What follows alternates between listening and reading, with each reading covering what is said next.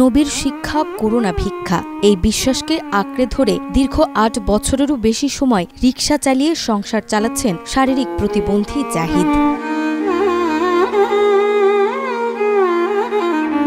মাত্র ৩ ফুট উচ্চতার মানুষ জাহিদ। জীবনের শুরু থেকে আজ অবধি এক ভয়ঙ্কর লড়াই চালিয়ে যাচ্ছেন তিনি। শরীরের প্রতিবন্ধকতা তাকে দমিয়ে রাখতে পারেনি, অথচ তিনি চাইলে খুব সহজেই ভিক্ষার থালা হাতে নিয়ে সমাজের করুণা কুড়াতেন। কিন্তু না, সেই পথকে তিনি ঘৃণা করেন। প্রতিবন্ধী হয়েও আমি ভিক্ষা করি না, আমি নিজে পরিশ্রম করে খাই।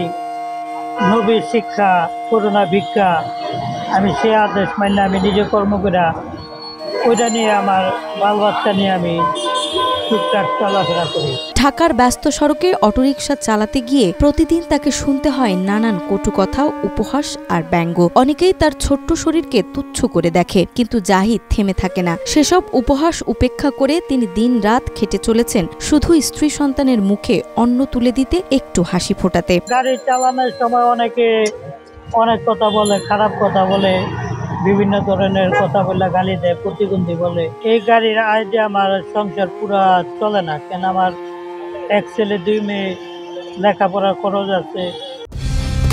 কালার এক্সপার্ট, জর্জ স্যাপ এবং মাইল্ড অন হ্যান্ডস টেকনোলজি সমৃদ্ধ অরিক্স ক্রিস্টাল ওয়াশ আপনার লন্ড্রি এক্সপার্ট।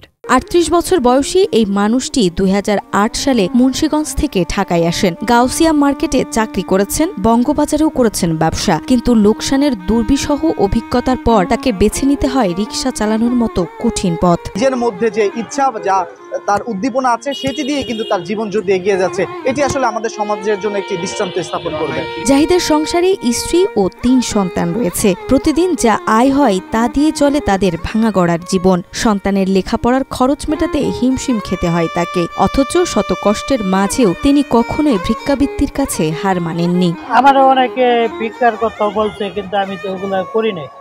আমি আমার নিজের কর্ম নিয়ে করি, ওইটা নিয়ে আমার বাল বাচ্চা নিয়ে আমি টুকটাক চলাফেরা করি।